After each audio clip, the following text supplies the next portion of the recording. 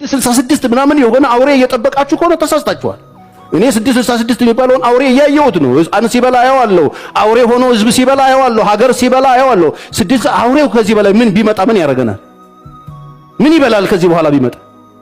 እያየነው እንደ ጫት እንደዚህ ሀገር እየቀነጠፉ እየበሉ ነው ያሉት። ሌላ አውሬ ጅራታም እሳት የሚተፋ ዳይኖሰር እየፈለጋችሁ ከሆነ ተሸውዳችኋል። እንደነዚህ አይነት እውነቶችን በትክክል አምኖ መቀበል ያስፈልጋል። 666 ይባላል። 666 የሚባለው መንፈስ ቢመጣ ኢትዮጵያ ውስጥ በዚህ 8 ዓመት ውስጥ ከተፈጸመው ግፍና በደል የከፋ ምን ሊፈጽም ይችላል?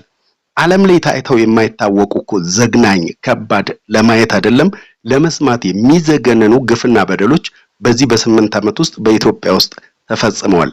ታዲያ እንደነዚህ አይነት ደግሞ ጀግና ሰዎችን ማድነቅ ያስፈልጋል። በተለይ ደግሞ አገዛዙ በስልጣን ላይ የሚገኙት ሹማምንት በአጠቃላይ በህዝብ ላይ የሚፈጽሙትን ግፍና በደል አደባባይ ላይ ወጥተው የሚጋፈጡ አደባባይ ላይ ወጥተው የሚሟገቱ ህዝቡ እንዲነቃ ህዝቡ አገዛዙ ምን አይነት አገዛዝ እንደሆነ እንዲገነዘብ በቀጥታ 666 የሚባለው መንፈስ ቢመጣ አሁን በስልጣን ላይ ከሚገኘው አገዛዝ ወይ ደግሞ ከነ አብይ አህመድ የበለጠ ምን ሊፈጽም ይችላል ብሎ ሲል እንደነዚህ አይነት ጀግና ሰዎችን ማድነቅ ያስፈልጋል።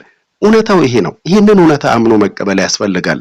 ህፃናት ሲገደሉ ነፍሰ ጡር ሴቶች አትወልዱም ተብለው በማንነታቸው ብቻ ሆዳቸው እየተቀደደ እኮ ህፃን ሲወጣ የተመለከትንበት ዘመን ይሄ 8 ዓመት ነው።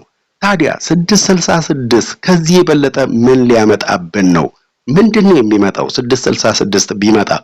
እና በተለይ ደግሞ አሁን ላይ የአገዛዙ በህዝብ ላይ የሚፈጽመውን ግፍና በደል ህዝብ በአጠቃላይ እየተቃወመ ነው። ህዝብ ወደ አደባባይ እየወጣ ነው፣ ድምጹን እያሰማ ይገኛል።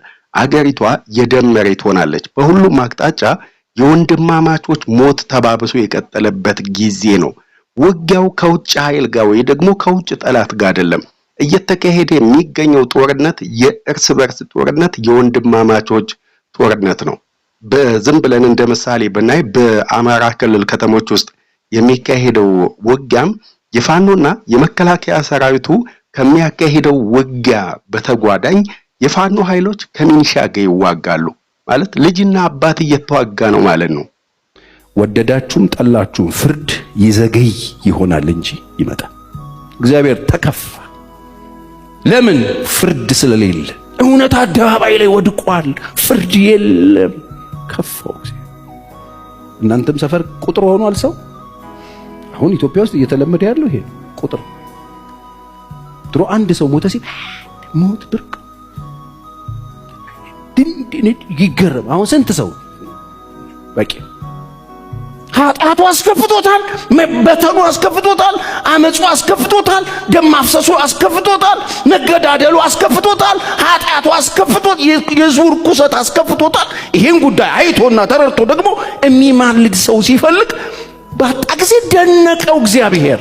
ንፋስ እንደሚገፋው እንግዲህ በጣም ከባድ እና የከፋ ጊዜ ላይ ነው የምንገኘው። በተለይ ይሄ የነ አብይ አህመድ ዘመንና አብይ አህመድ ወደ ስልጣን በመጡበት በዚህ በ8 ዓመት ውስጥ በኢትዮጵያ ውስጥ ያልታየ ግፍና በደል፣ ያልታየ የሰዎች ሞት፣ ያልታየ እልቂት የለም። በተለይ ከዚህ ቀደም ሁላችንም እንደምናውቀው አንድ ሰው ሞተ፣ 2 ሰው ሞተ ተብሎ ሲባል የሚደነግጠው የኢትዮጵያ ሕዝብ አሁን ላይ ግን 200 ሰው ሞተ፣ 300 ሰው ሞተ የሚለውን ዜና ተለማምዶ የሰዎችን ሞት እንደ ከንቱ ወይም ደግሞ እንደ ተራ ነገር እየተመለከተው ይገኛል። ይሄም የሆነበት ምክንያት የብልጽግና ሰዎች እና አብይ አህመድ በመላው አገሪቱ መጠነ ሰፊ ጦርነት እያካሄዱ ይገኛሉ። ታዲያ እንደ ብልጽግና ሹማምንት ሐሳብና ፍላጎት ከሆነ እነሱ ከገደሉ ከጨፈጨፉ በኋላ ፈጽሞ የማይጠየቁ ነው የሚመስላቸው። ያም ሆኖ ግን አሁን ላይ ዓለም አቀፍ መንግስታት፣ ዓለም አቀፍ ተቋማት በከፍተኛ ሁኔታ እና አብይ አህመድ ኢትዮጵያን ማስተዳደር እንዳልቻሉና በኢትዮጵያ ውስጥም የሽግግር መንግስት ሊቋቋም ይገባል የሚል አቋም እንደያዙ እየሰማን የምንገኘው እና አብይ አህመድ ከምንም በላይ የሚወዱትን ሹመታቸውን፣ ስልጣናቸውን፣ ወንበራቸውን ሊያጡ የሚችሉበት እድል ሰፊ መሆኑን እየተመለከተን እንገኛለን። እንግዲህ ይሄንን ተከትሎ ታዋቂ ሰዎች በተለይ ደግሞ በህዝብ ዘንድ ተቀባይነት ያላቸው ግለሰቦች፣ ተሰሚነት ያላቸው ሰዎች አደባባይ በመውጣት የብልጽግናውን አገዛዝ እና አብይ አህመድንና እነ ሽመልስ አብዲሳን ፊት ለፊት እየተጋፈጧቸውና ህዝብን እያነቃቁ ይገኛሉ። ህዝቡ በአጠቃላይ በአንድነት ሊቆም እንደሚገባ፣ ይሄ ሊሆን የማይችል ከሆነ ደም መፍሰሱ፣ ግድያው፣ ሞቱ ተባብሶ ሊቀጥል እንደሚችል በይፋ በህዝቡ በኩል በከፍተኛ ሁኔታ እንቅስቃሴ፣ ንቅናቄ፣ ተቃውሞ እንደሚያስፈልግ ነው እንግዲህ እየገለጹ የሚገኙት። በዚህ ቪዲዮ ላይ እንደምንመለከተው ታዲያ ይህ ግለሰብ ከብልጽግና ሰዎች ጋር ከነ አብይ አህመድ ጋር ወዳጅነት ያለው ቢሆንም በኢትዮጵያ ውስጥ እየተፈጸመ የሚገኘው ግፍ፣ በደል፣ ግድያ ግን እንዳንገሸገሸውና አሁን ላይ የሰዎች ሞት ከምንም በላይ ተራ መሆኑን እየገለጸ ነው የሚገኘው። ይሄም የሆነበት ምክንያት በስልጣን ላይ የሚገኙት ሹማምንት የህዝብን መብት ብሎም ደግሞ የህዝቡን ደህንነት ማስጠበቅ አልቻሉም።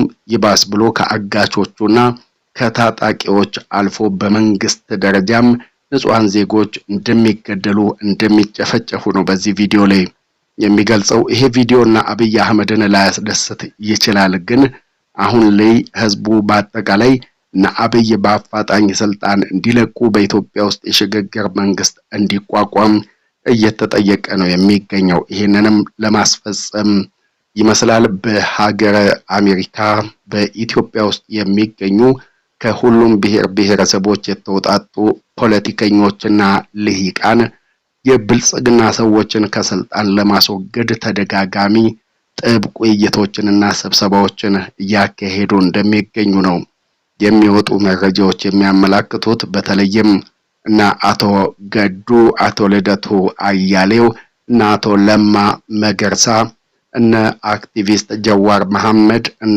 ፕሮፌሰር እስቄል ጋቢሳ፣ እነ አቶ ስብሃት ነጋ እንዲሁ ደግሞ እነ ኢንጂነር ይልቃልን የመሳሰሉ በኢትዮጵያ ውስጥ የሚገኙ ፖለቲከኞች፣ ልሂቃን እንዲሁ ተሰሚነት ያላቸው ግለሰቦች በአጠቃላይ የሀገሪቱ ጉዳይ እንዳሳሰባቸውና ለዚህም እልባት ለመስጠት በሚመስል መልኩ ተደጋጋሚ ውይይቶችን፣ ስብሰባዎችን እያካሄዱ ይገኛሉ። በ666 ምናምን የሆነ አውሬ እየጠበቃችሁ ከሆነ ተሳስታችኋል። እኔ 666 የሚባለውን አውሬ እያየሁት ነው። ሕፃን ሲበላ አየዋለሁ፣ አውሬ ሆኖ ህዝብ ሲበላ አየዋለሁ፣ ሀገር ሲበላ አየዋለሁ። አውሬው ከዚህ በላይ ምን ቢመጣ ምን ያደርገናል? ምን ይበላል ከዚህ በኋላ ቢመጣ? እያየነው እንደ ጫት እንደዚህ ሀገር እየቀነጠፉ እየበሉ ነው ያሉት። ሌላ አውሬ ጅራታም እሳት የሚተፋ ዳይኖሰር አሁን ላይ የሰው ሞት ቀልድ የሆነበት ጊዜ ላይ ነው የምንገኘው። ስንት ሰው ሞተ ተብሎ ነው የሚጠየቀው። የሟቾች ቁጥር ተራ የሆነበት ጊዜ ላይ ነው የምንገኘው። በተለይ የብልጽግና ሰዎች በአጠቃላይ በሀገሪቷ ውስጥ ያለውን ጦርነት በአፋጣኝ እንዲያቆሙ በተደጋጋሚ እየተጠየቁ ቢሆንም ለምን ካላችሁ ፍትህ የእግዚአብሔር የባህሪ ገንዘቡ ስለሆነ እናንተን በኢየሱስ ክርስቶስ የመስቀል ሥራ ካዳናችሁ በኋላ በሁሉም ቸርች ወይ መጋዘን ውስጥ እየከመረ የማስደነቅ ፕሮግራም እግዚአብሔር የለውም።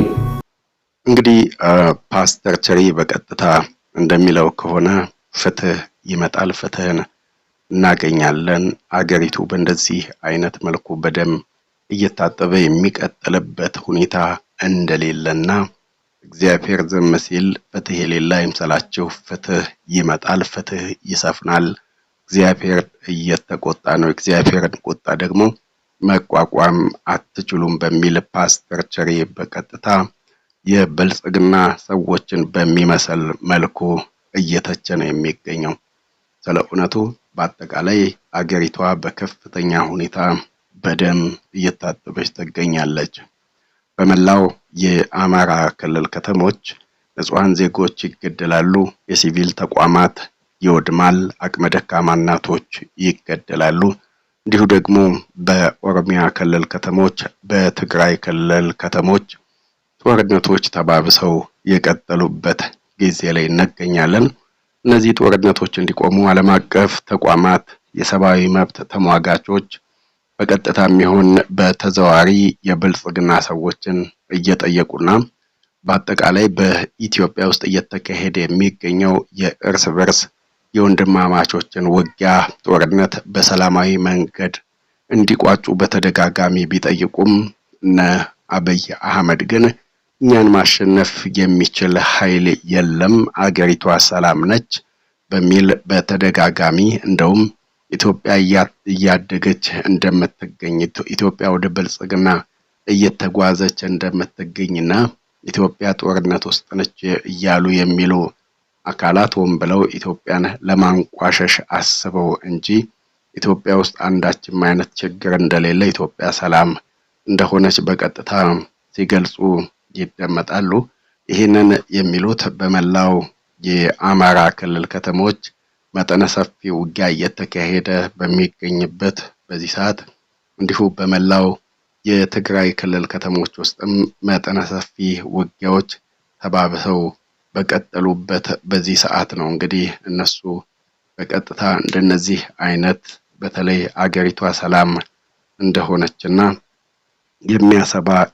የሚያሰጋ ነገር እንደሌለ በተደጋጋሚ ሲገልጹ ይደመጣሉ። ያም ሆኖ ግን እንደነ ፓስተር ቸሬ ያሉ ለሐቅ የቆሙ አገልጋዮች ደግሞ አደባባይ ወጥተው ኢትዮጵያ እግዚአብሔር መልስ ይሰጣል፣ እግዚአብሔር ፍትህ ይሰጣል፣ የእግዚአብሔርን ዝምታ እንደ ድክመት ወይም ደግሞ የእግዚአብሔርን ዝምታ የእግዚአብሔርን መዘግየት ፍትህ እንደሌለ ለምትቆጥሩ ፍትህ ይሰጣችኋል፣ በሀገሪቷ ውስጥ የሰዎችን ሞት አለማመዳችሁን ከዛም አልፎ ደግሞ ስንት ሰው ሞተ በሚል በተደጋጋሚ በህዝቡ በኩል ህዝቡ ሞትን እየተለማመደ ይገኛል። ለዚህም ደግሞ ተጠያቂው የፌደራል መንግስቱ ነው የሚል ትችት ነው እነ ፓስተር ቸሬ ሲሰነዘሩ እየሰማን የምንገኘው።